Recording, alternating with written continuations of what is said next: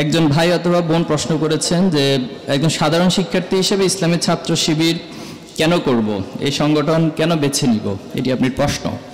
তো এটা একটা বিস্তৃত আনসার, বাট সংক্ষেপে যদি আমাকে বলেন যে কেন করব, ছাত্র শিবির একটি লক্ষ্য উদ্দেশ্য রয়েছে। সেখানে ছাত্র শিবির সেটা স্পষ্ট করেছে যে আল্লাহ প্রদত্ত, রাসূল সাল্লাল্লাহু আলাইহি ওয়াসাল্লাম প্রদর্শিত বিধান অনুযায়ী মানুষের সার্বিক জীবনের পুনর্বিন্যাস সাধন করে আল্লাহর সন্তুষ্টি অর্জন করা। একজন মুমিন হিসেবে, একজন ইমানদার হিসেবে, আল্লাহর কাছে একজন গোলাম হিসেবে, মুসলমান হিসেবে এই দায়িত্ব কর্তব্য পালন করা আল্লাহর পক্ষ থেকে আপনার উপর আবশ্যক। ছাত্র শিবির আপনাকে সেই আবশ্যিকতার দিকে একটি পরিবেশ দান করবে। পৃথিবীর প্রত্যেকটা জায়গায় একটা পরিবেশের গুরুত্ব রয়েছে। আল্লাহ রাসূল সাল্লাল্লাহু আলাইহি ওয়াসাল্লামের একটা হাদিস আছে যে প্রত্যেক বনি আদম দ্বীনে ফিতরাতের উপর জন্মগ্রহণ করে। পৃথিবীতে কেউ চোর হিসেবে জন্মগ্রহণ করে না। পৃথিবীতে যেদিন সে আসে তাকে কেউ ডাকাত উপাধি দেয় না, তাকে সন্ত্রাসী উপাধি কেউ দেয় না, তাকে দর্শক উপাধি কেউ দেয় না, তাকে খুনি উপাধি কেউ দেয় না। কিন্তু সেই দ্বীনে ফিতরাতের উপর একটি সুবিমল অথবা খুবই চমৎকার, আমরা যদি আমাদের ছোট ভাই বোন অথবা আত্মীয় স্বজন যারা ভূমিষ্ঠ হয় নতুন, তাদের দিকে তাকায়, কত শুভ্র একটি চেহারা, কিন্তু এই চেহারার মানুষটাই একটা সময় সমাজের সবচেয়ে অধপতিত অথবা সমাজের সবচেয়ে নিকৃষ্ট মানুষ হিসেবে স্বীকৃতি পায়। এখন প্রশ্ন হচ্ছে সেটা কেন হয়? সেটা হাদিসে বলছে, সে এই পরিবেশের মধ্য দিয়ে যখন শিশুর তার বাবা মা অথবা তার চারপাশের পরিবেশ তাকে সে ফিতরাতের উপর টিকে থাকতে সহযোগিতা করে, অথবা তার পরিবেশটাই তাকে খারাপ হতে, নষ্ট হয়ে যেতে সহযোগিতা করে। ছাত্র শিবির হচ্ছে এমন একটি কাফেলা, এমন একটি পরিবেশ, এমন একটি তাঁবু যেখানে আসলে পরে আপনি সেই পরিবেশটা কাঙ্ক্ষিতভাবে পাবেন, যে আপনাকে আল্লাহর সন্তুষ্টি অর্জনের জন্য যেভাবে চলা উচিত সেভাবে করে আপনি চলতে পারবেন। আরেকটা বড় জায়গা হচ্ছে, আমরা যদি আমাদের বাবা মাকে প্রশ্ন করি যে সন্তান হিসেবে আপনি আমার কাছে কি চান, বাবা মা বলবে তুমি মানুষের মতো মানুষ হও, এটা বলবে, প্রত্যেক বাবা মা এটা বলবে।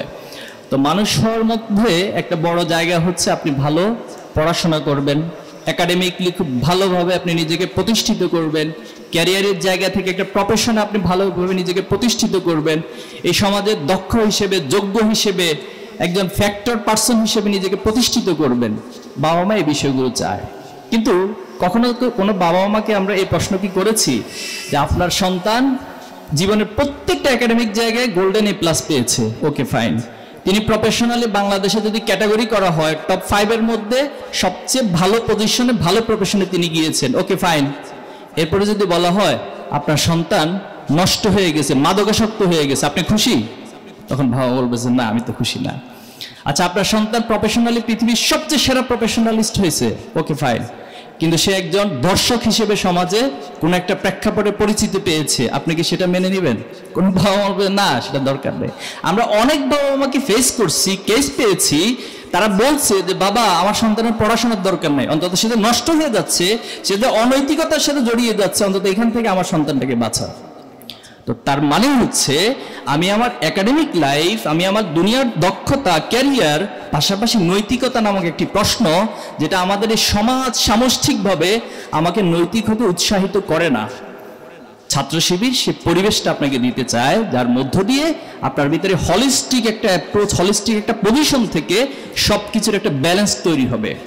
আপনি সমাজে যেভাবে নেতৃত্ব দিবেন, ভালো মানুষ হবেন, আবার আল্লাহর কাছে আপনি ভালো গোলাম হবেন, আপনি বাবা মায়ের কাছে সবচেয়ে ভালো সন্তান হবেন, প্রতিবেশীর কাছে সবচেয়ে ভালো প্রতিবেশী হবেন।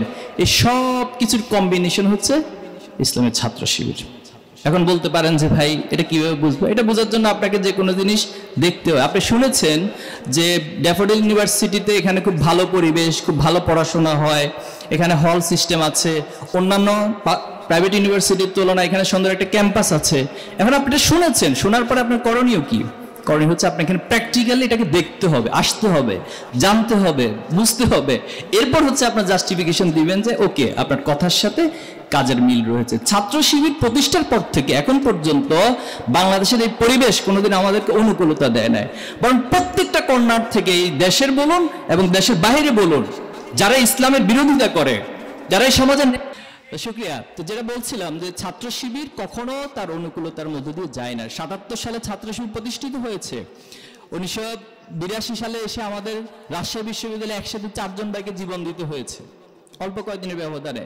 আজকের দিন পর্যন্ত যদি হিসাব করেন ছাত্র শিবিরের জুলাই এবং আগস্টের আগ পর্যন্ত আমাদের 234 জন ভাইকে হত্যা করা হয়েছে। এটা রাষ্ট্রীয়ভাবে রাষ্ট্রীয় আইন শৃঙ্খলা বাহিনীর হাতে যেমন হত্যা করা হয়েছে, বিভিন্ন রাজনৈতিক দলগুলোর হাতে হত্যাকাণ্ডের শিকার হতে হয়েছে। আমাদের প্রায় কয়েক হাজার ভাইকে গুম করা হয়েছে বিভিন্ন সময়ে, গত 15 বছর বা তার আগের যে সময়গুলো গিয়েছে। এর মধ্যে 7 জন ভাই এখনো পর্যন্ত আমাদের কাছে ফিরে আসে নাই। গতকাল আমি পিরোজপুরে ছিলাম, সেখানে আমাদের আল মুকাদ্দাস ভাই ওনার ফ্যামিলির সাথে দেখা করতে গিয়েছিলাম।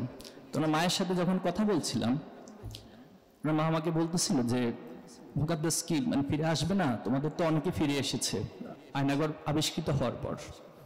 তা আমি নিশ্চুপ, আমার কাছে তো কোনো জবাব নাই, এটার কি জবাব দিব? আমরা র্যাবের কাছে গিয়েছি, আইন শৃঙ্খলা বাহিনীর প্রধান যারা আছে সবার কাছে গিয়েছি, গুম কমিশনে গিয়েছি, সবার কাছে তথ্যগুলো দেওয়া হয়েছে। তারা এখন আমাদেরকে এসে তথ্যগুলো দিতে পারে নাই।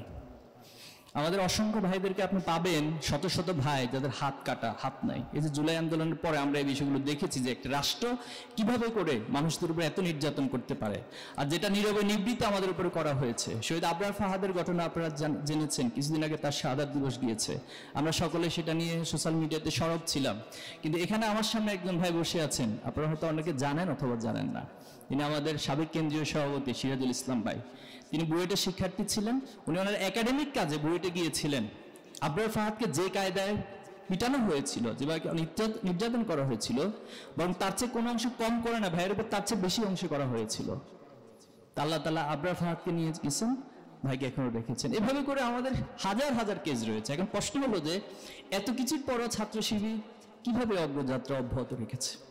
এটার একটা বড় কারণ হচ্ছে আমরা আমাদের আদর্শিক যে জায়গা, আদর্শিক যে পজিশন, সেটা 77 সালে যা বলেছিলাম, যা আমরা ঘোষণা দিয়েছিলাম, ঠিক একই জায়গায় এখনো পর্যন্ত আমরা ধরে রাখতে পেরেছি। আমাকে যদি প্রশ্ন করা হয় আপনি কি শিবির হিসেবে পৃথিবীতে আগমন করছেন? শিবির পৃথিবীতে আগমন করি নাই। ইভেন যখন শিবিরের কর্মী হয়েছে তখনও শিবিরের স্পষ্ট বিরোধিতা করতাম প্রায় জায়গায়, এবং প্রোগ্রামে গেলে একটা কমন প্রশ্ন থাকতো, ভাই রক কাটেন কেন আপনারা? আপনারা তো ভাই রাজাকার।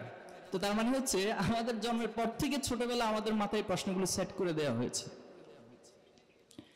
তো পরবর্তীতে যখন তাদের কথা এবং কাজ সবগুলোর মধ্যে মিল পেলাম, আর চতুর্পাশ থেকে যে প্রোপাগান্ডা চালানো হয় সেটার সাথে কোনো মিল পেলাম না, তখনই ছাত্র শিবিরের প্রতি আমি আকৃষ্ট হয়েছিলাম। আমার 2টি প্রোগ্রাম, এটা প্রায় জায়গায় বলে থাকি, 2টি প্রোগ্রাম ছাত্র শিবিরকে জানার ক্ষেত্রে, বোঝার ক্ষেত্রে আমার আগ্রহের জায়গা অনেক বেশি উপরে নিয়ে গেছে। একটা হলো যখন এসএসসি দাখিল পর A+ সংবর্ধনা হয়েছিল, সেই A+ সংবর্ধনায় মানে এত চমৎকারভাবে সেখানে যারা এসেছিলেন, প্রোগ্রামটা ডিজাইন হয়েছিল, আমাকে অনেক বেশি উৎসাহিত করেছে ছাত্র শিবির সম্পর্কে জানার বিষয়ে।